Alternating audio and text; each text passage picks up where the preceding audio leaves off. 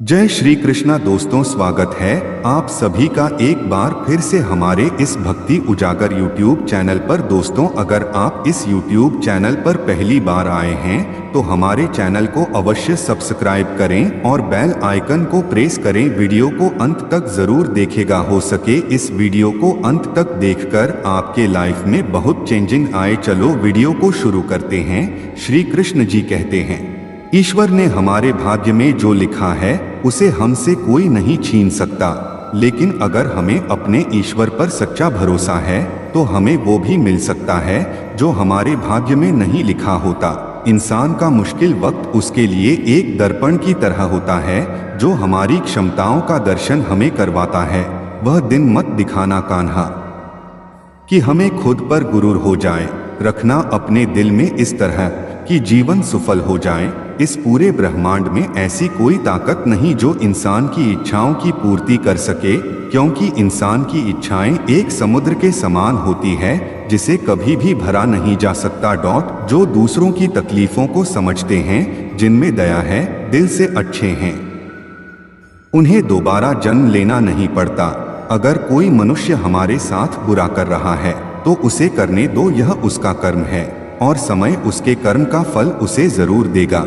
लेकिन हमें कभी भी किसी के साथ बुरा नहीं करना चाहिए, क्योंकि यही हमारा धर्म है। दुष्ट लोग अगर समझाने मात्र से समझ जाते तो यकीन मानो महाभारत कभी ना होता। श्री कृष्ण कभी भी हमारा हाल नहीं पूछते, पर वो हमारी सब खबर रखते हैं। श्री कृष्ण अपने सच्चे भक्तों पे हर घड़ी नजर रखते हैं। जो हुआ वह अच्छा हुआ, जो हो रहा है वह अच्छा हो रहा है, जो होगा वह भी अच्छा ही होगा।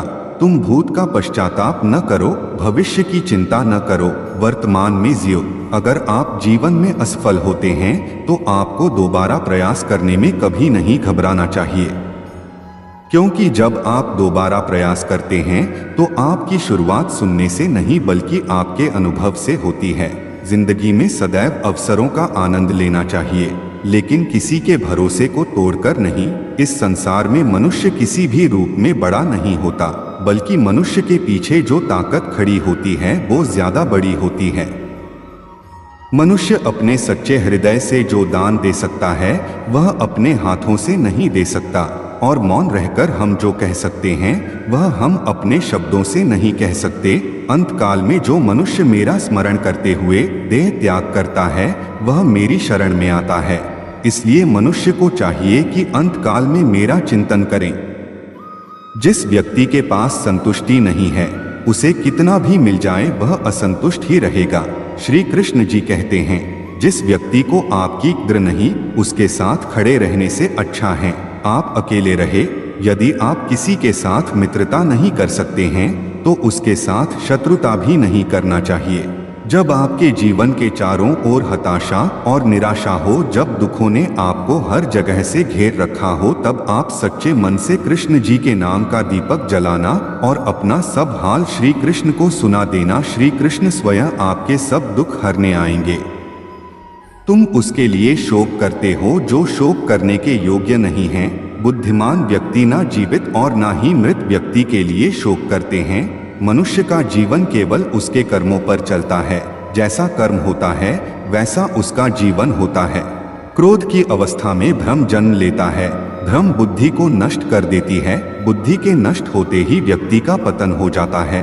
प्यार और तकदीर कभी साथ नहीं चलते, क्योंकि जो तकदीर में होते हैं उनसे कभी प्यार नहीं होता, और जिससे हमें प्यार हो जाता है वह तकदीर में नहीं होता।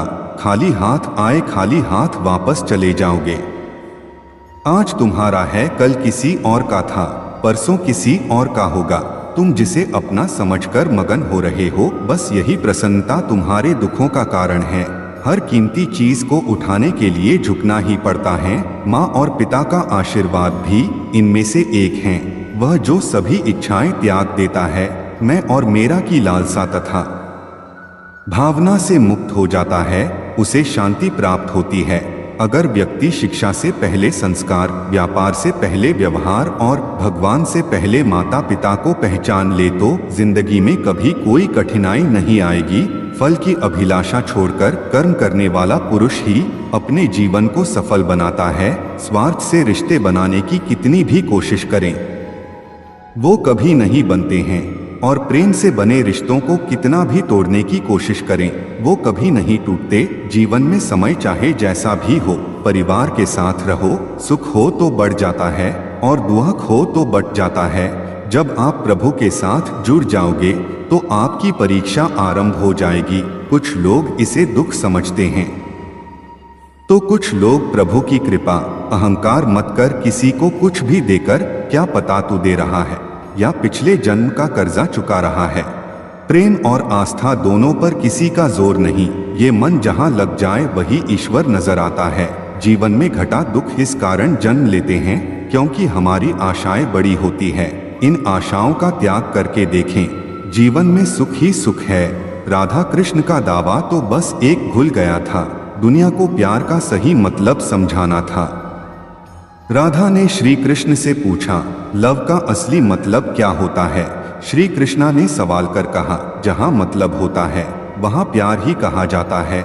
जीवन ना तो भविष्य में है और ना ही भविष्य में है, जीवन तो बस इस पल में है, केवल इस पल में। प्रेम एक ऐसा अनुभव है जो इंसान को कभी परास्त नहीं होता है, और घृणा एक ऐसा अनुभव है जो इंसान को कभी भी वर्जित करता है।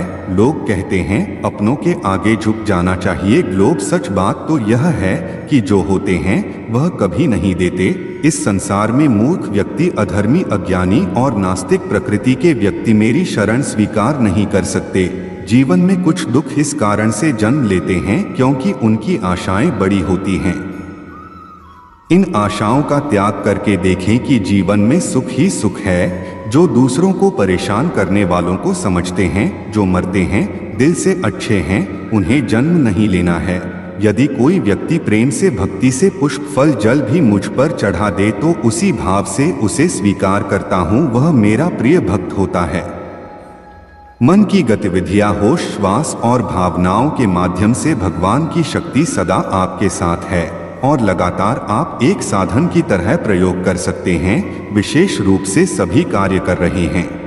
आत्मा न तो जन्म लेती है, न कभी मरती है, और ना ही इसे कभी जलाया जा सकता है, ना ही पानी से गीला किया जा सकता है। आत्मा अमर और अविनाशी है।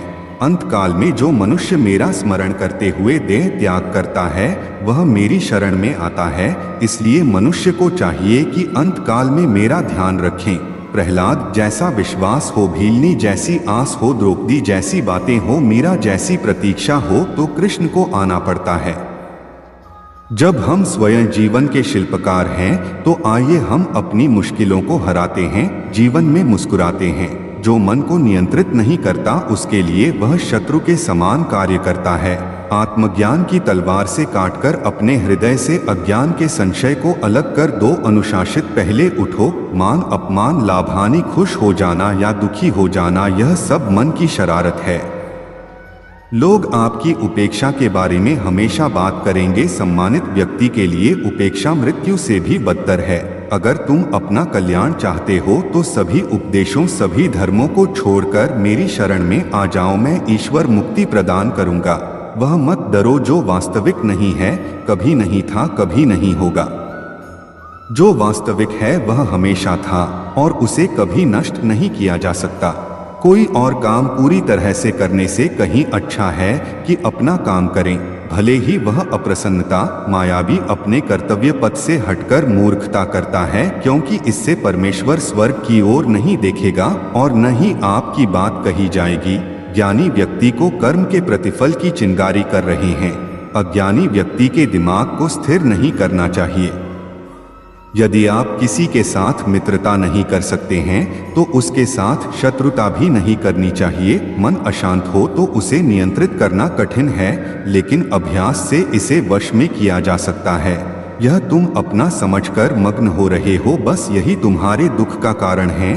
कृष्ण ने दुष्टों को भी अपनी गलती सुधारने का मौका दिया, क्योंकि वो किसी को नहीं, उसकी अंदर की बुराई को गिराना चाहते थे। बुद्धिमान व्यक्ति को समाज कल्याण के लिए बिना काम के काम करना चाहिए। जीवन में समय चाहे जैसा भी हो, परिवार के साथ नया सुख हो तो बड़ों को और दुख हो तो बतलाता है। ज्ञानी व्यक्ति को कर्म के प्रतिफल की चिंगारी कर रहे अज्ञानी व्यक्ति के दिमाग को स्थिर नहीं करना चाहिए। एक बार माफ करके अच्छे बन जाते हैं, पर दोबारा उसी इंसान पर भरोसा करके बेवकूफ कभी नहीं बनो। हे अर्जुन, मैं भूत, वर्तमान और भविष्य के सभी प्राणियों को जानता हूँ, वास्तविकताओं में कोई मुझे नहीं जानता।